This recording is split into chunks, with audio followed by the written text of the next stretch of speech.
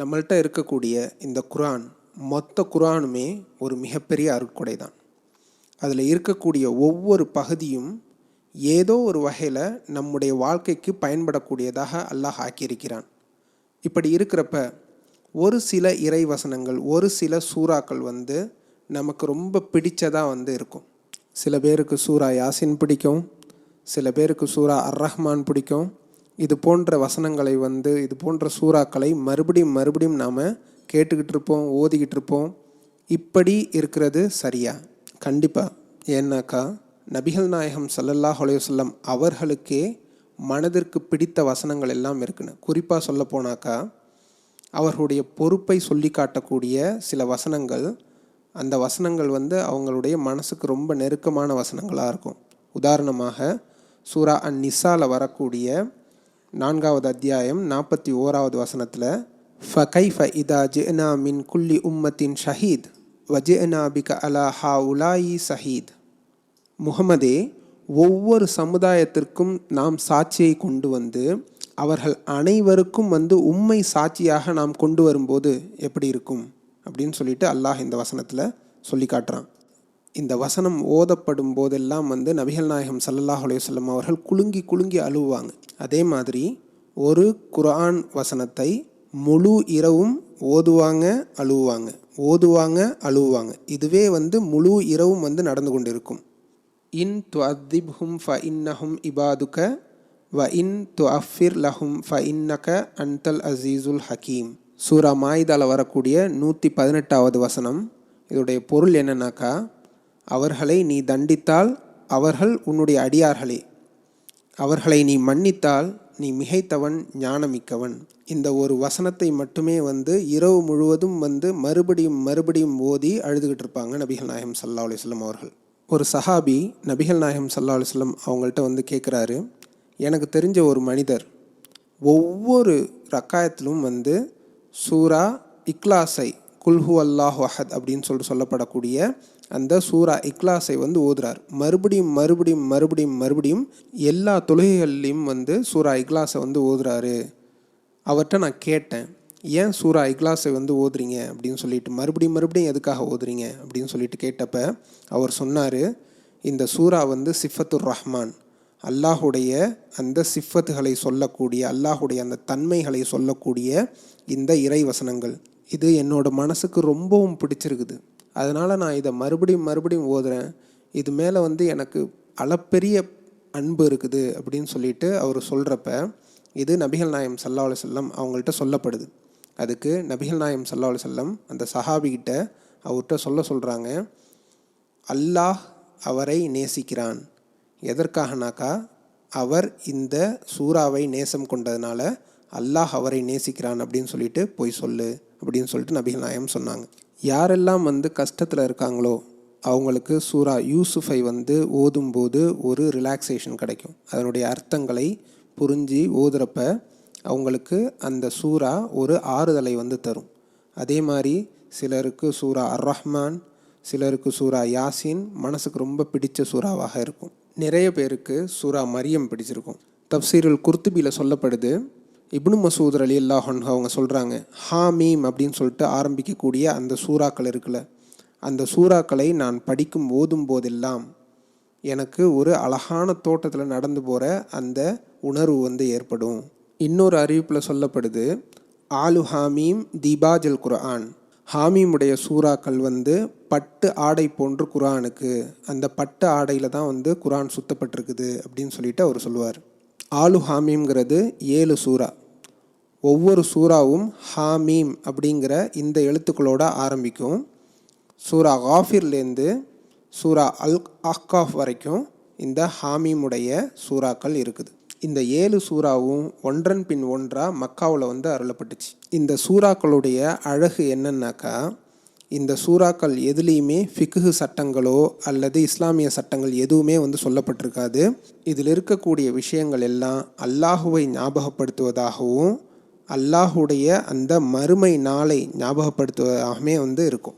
இப்படி ஒவ்வொரு சஹாபாக்களுக்குமே ஒரு சில இறைவசனங்களோ அல்லது ஒரு சில சூறாக்களோ அவர்களுக்கு மனசுக்கு பிடிச்ச மாதிரி இருந்திருக்குது. இப்போது நாம் மறுமை நாளுடைய பரிந்துரை சம்பந்தமான உள்ள விஷயங்களை பார்ப்போம். யாரெல்லாம் இந்த உலகத்தில் குர்ஆனோடு அதிக நேரத்தை கழித்தார்களோ அவர்களுக்கு எல்லாம் இந்த முழு குர்ஆனுமே பரிந்துரைப்பதற்காக கியாமத்து நாளில் வரும். தன்னோடு இந்த உலகத்தில் நேரத்தை கழித்த தன்னுடைய அடியானுக்காக பரிந்து பேசுவதற்காக கியாமத்து நாளில் அல்லாஹ் குர்ஆனையே கொண்டு வருவான். இன்னொரு அறிவிப்பில் வருது, யார் ஒருவர் இந்த உலகத்தில் குர்ஆனை மனனம் செய்து அதில் சொல்லப்பட்டிருக்கக்கூடிய ஏவல்களையும் விலக்கல்களையும் சரியான முறையில் தன்னுடைய வாழ்க்கையில் கடைபிடிக்கிறாரோ அவருக்கு அல்லாஹ் கியாமத்து நாளில் தன்னுடைய குடும்பத்தாரிலிருந்து 10 பேருக்கு சொர்க்கத்துக்காக பரிந்துரைக்கக்கூடிய அந்த வாய்ப்பினை வழங்குவான். குர்ஆனை மனனம் செய்ததற்காக அவருக்கு மட்டும் இல்லை, அவரை பெற்றெடுத்த அந்த பெற்றோர்களுக்கும் அல்லாஹ் சிறந்த ஆடைகளை கொடுத்து கியாமத்து நாளில் அல்லாஹ் சிறந்த ஆடைகளை கொடுத்து கௌரவப்படுத்துவான். நபிகள் நாயகம் ஸல்லல்லாஹு அலைஹி வஸல்லம் அவங்க சொல்கிறாங்க, யார் ஒருவர் குர்ஆனை ஓதி அதன்படி நடக்கிறாரோ அவருடைய பெற்றோர்களுக்கு மறுமை நாளிலே அல்லாஹ் மகுடம் சூட்டுவான். அந்த மகுடம் எப்படி இருக்குன்னாக்கா சூரிய ஒளியை விட மிகவும் பிரகாசமாக அந்த மகுடம் மின்னும் அப்படின்னு சொல்லிட்டு சுனன் அபூதாவுதில் வரக்கூடிய 1453வது ஹதீஸில் பதியப்பட்டிருக்குது. நபிகள் நாயகம் ஸல்லல்லாஹு அலைஹி வஸல்லம் அவங்க சொல்கிறாங்க, குர்ஆனை ஓதுங்க, அந்த குர்ஆன் மறுமை நாளிலே உங்களுக்கு பரிந்துரைக்கக்கூடியதாக இருக்குது. இக்ராவு ஸஹ்ரவைனி அல் பக்ரா வ சூரத் ஆல இம்ரான். குர்ஆனிலே ஒளியூட்டப்பட்டிருக்கக்கூடிய சூறாவாகிய சூரா அல் பக்ராவையும் ஆல இம்ரானையும் நீங்கள் ஓதி வாருங்கள். இதை சொல்லிவிட்டு ஃப இன்னஹுமா தஹ்கியானி யௌமல் கியாமதி க அன்னஹுமா கமாமதானி அவு கயாயதானி அவு ஃபிர்கானி மின் தய்யிப். இந்த 2 அத்தியாயங்களும் மறுமை நாளிலே மிகப்பெரிய 2 நிழல்களை போன்றோ அல்லது மேகங்களை போன்றோ அல்லது அணி அணியாக பறக்கக்கூடிய 2 பறவை கூட்டங்களை போன்றோ துஹாஜானி அஸ் சாஹிபிஹிமா, தன்னோடு இந்த உலகத்தில் தொடர்புடையவர்களுக்காக அல்லாஹ்விடத்தில் வாதாடும். நாம் கேள்விப்பட்டிருப்போம், சுலைமான் அலைஹிஸ்ஸலாம் அவர்களுக்கு இந்த உலகத்தில் அல்லாஹ் எவ்வளோ பெரிய ஆட்சி அதிகாரத்தை கொடுத்தான். பறவைகளோடு பேசுவதற்கும் எங்கே மழை பெய்யணுமோ அங்கே மழையை கொண்டு வருவதற்கும் இது போன்ற அதிகாரங்களை சுலைமான் அலைஹிஸ்ஸலாம் அவர்களுக்கு அல்லாஹ் வசப்படுத்தி கொடுத்துருந்தான். நினச்சி பாருங்கள், கியாமத்து நாளில் கிட்டத்தட்ட நீங்கள் சுலைமான் அலைஹிஸ்ஸலாம் அவர்களை போன்று இருப்பீர்கள். உங்களை தொடர்ந்து அந்த மேகம் வரும், உங்களை தொடர்ந்து பறவை கூட்டங்கள் வரும். இதை பார்க்குறவங்கன்னா ஆச்சரியப்பட்டு போவாங்க. இவர் செஞ்ச அமலை நாமளும் செஞ்சிருக்கலாமே அப்படின்னு சொல்லிட்டு அவர்கள் நினைப்பார்கள்.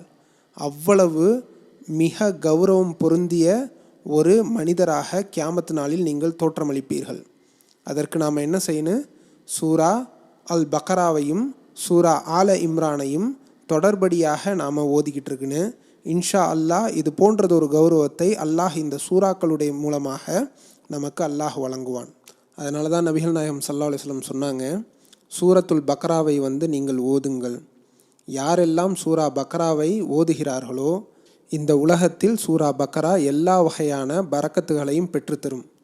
யாரெல்லாம் சூரா பக்ராவை இந்த உலகத்தில் ஓதவில்லையோ அது மறுமையில் அவர்களுக்கு வேதனையாக முடியும். இந்த சூறாவை நாம் ஓதாமல் விட்டுவிட்டோமே என்று மறுமையில் அவர் வருத்தப்படுவார். இந்த செய்தி முஸ்னத் அஹ்மதில் பதியப்பட்டிருக்குது. நபிகள் நாயகம் ஸல்லல்லாஹு அலைஹி வஸல்லம் அவங்க குர்ஆனில் வரக்கூடிய சில சிறிய அத்தியாயங்களை பற்றியும் சில வசனங்களை பற்றியும் அதனுடைய பலன்களை பற்றியும் நமக்கு கற்றுக் கொடுத்துருக்காங்க.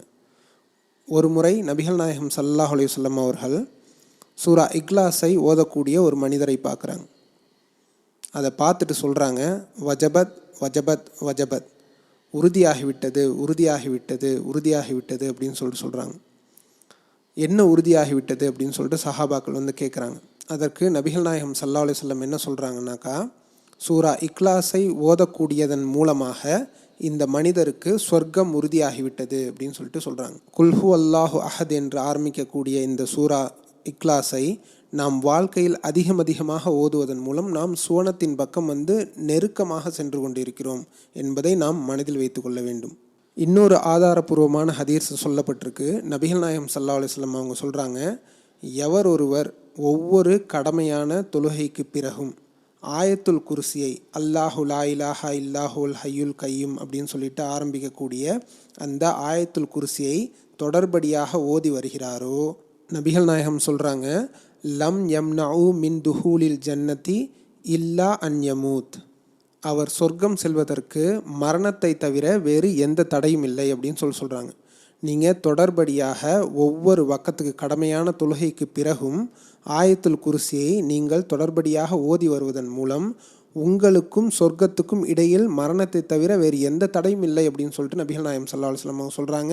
இது அபு உமாமா அறிவிக்கக்கூடிய இந்த ஹதீஸ் நசயி மற்றும் சுனனுல் குப்ரா அப்படிங்கிற நூட்களில் பதியப்பட்டிருக்குது. ஆத்தன்டிக்கான ஹதீஸ். இது வரைக்கும் என்னென்ன பார்த்துருக்கோம்? சூரா அல் பக்கரா, சூரா ஆல இம்ரான், சூரா அல் இக்லாஸ் மற்றும் ஆயத்துல் குர்சி. அடுத்து இன்னும் ஒரு சூரா இருக்குது. அறிஞர்கள் எல்லாம் இந்த சூறாவை பற்றி சொல்கிறாங்க. என்னென்னாக்கா, நிலையாக வாதாடக்கூடிய ஒரு சூறா. உங்களுக்காக யார் இந்த உலகத்தில் இந்த அத்தியாயத்தை தொடர்ந்து ஓதிக்கொண்டு வந்திருக்கிறார்களோ அவர்களுக்காக அவர்களுடைய பாவங்கள் அனைத்தும் மன்னிக்கப்படக்கூடிய அளவுக்கு வாதாடக்கூடிய இந்த சூறா. இந்த சூறாக்கு 2 வகையான சிறப்பு பெயர் இருக்குது. ஒன்று அல் மானியா, தடுக்கக்கூடியது. அடுத்து அல் முன்ஜியா, காப்பாற்றக்கூடியது. அந்த சூறா தான் சூரத்துல் முல்க். இந்த சூறாவை பற்றி நபிகள் நாயகம் ஸல்லல்லாஹு அலைஹி வஸல்லம் அவங்க சொல்கிறப்ப, யார் இந்த சூறாவை ஒவ்வொரு இரவும் ஓதி வருகிறாரோ அவருக்கு கபருடைய வேதனை தடுக்கப்படுகிறது. இந்த சூறா, சில அறிஞர்கள் சொல்கிறாங்க, கபருடைய வேதனைக்கான அமல்களை நம்மை செய்ய விடாமல் இந்த சூறா இந்த உலகத்திலேயே தடுத்து விடுது. அவ்வளவு அற்புதமான அழகான ஒரு சூறா. மற்றும் ஒரு அறிவிப்பில் நபிகள் நாயகம் ஸல்லல்லாஹு அலைஹி வஸல்லம் அவங்க சொல்கிறாங்க, சூரத்தும் மினல் குர்ஆன் சலாசூன ஆயா தஸ்பஹு லி சாஹிபிஹா. 30 வசனங்களை கொண்ட குர்ஆனில் உள்ள ஒரு அத்தியாயம் இருக்குது.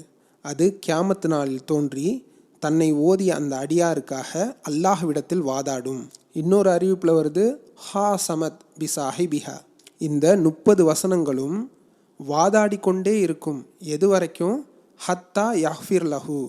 தன்னை ஓதிய அந்த அடியான் எல்லா பாவங்களும், அந்த அடியானுடைய எல்லா பாவங்களும் மன்னிக்கப்படக்கூடிய அளவுக்கு இந்த 30 வசனங்களும் அல்லாஹ்விடத்தில் வாதாடும். இது சுனன் அபூதாவுதில் 1400வது ஹதீஸாக பதியப்பட்டிருக்குது. அதுதான் தபாரக் அல்லதி பி எதிஹில் முல்க் அப்படின்னு சொல்லிட்டு ஆரம்பிக்கக்கூடிய சூரா அல் முல்க். யா அல்லாஹ், இந்த அடியானை மன்னிச்சிரு. யா அல்லாஹ், இந்த அடியான் செய்த அத்தனை பாவங்களையும் மன்னிச்சிரு. யா அல்லாஹ், இந்த அடியானுக்கு சொர்க்கத்தை கொடு அப்படின்னு சொல்லிட்டு நமக்கு சொர்க்கம் கிடைக்கிற வரைக்கும் இந்த சூறா நமக்காக வாதாடும் என்று நபிகள் நாயகம் ஸல்லல்லாஹு அலைஹி வஸல்லம் அவர்கள் சொல்லியிருக்காங்க. நீங்கள் அந்த சூறாவை எடுத்துக்கிட்டிங்கன்னா அந்த சூறா முழுவதுமே மரணத்தையும் மறுமை வாழ்க்கையும் ஞாபகப்படுத்தக்கூடிய விஷயங்கள் மட்டுமே அந்த சூறா முழுக்க நிறைந்திருப்பதை நீங்கள் பார்க்க முடியும். இப்படி குர்ஆனில் எந்த ஒரு பகுதியாக இருக்கட்டும், நாம் குர்ஆனோடு அதிகம் தொடர்புகளை ஏற்படுத்தும் போது நீங்கள் இந்த உலகத்தில் இறந்ததிலிருந்து கபருடைய வேதனையாக இருக்கட்டும், நரகத்தினுடைய வேதனையாக இருக்கட்டும், சொர்க்கம் நமக்கு கிடைப்பதாக இருக்கட்டும், அத்தனை விஷயங்கள்லையும் ஒரு மனிதனுடைய தரத்தை உயர்த்தக்கூடியதாக இது கியாமத்து நாளில் நிற்கிறது உங்களுக்காக. அப்போது நாம் இந்த குர்ஆனுடைய அந்த தொடர்பை ரமலானில் மட்டுமல்லாமல் ரமலான் அல்லாத மற்ற காலங்களிலும் தொடர்படியாக நாம் குர்ஆனை அதிகமாக ஓதி வரணும். இந்த குர்ஆன் நமக்கு இந்த உலகத்திலும் ஒரு நல்வாழ்க்கையை அளிக்கக்கூடியதாக இருக்கிறது, மறு உலகத்திலும் நம்மை காப்பாற்றக்கூடியதாக இருக்கிறது.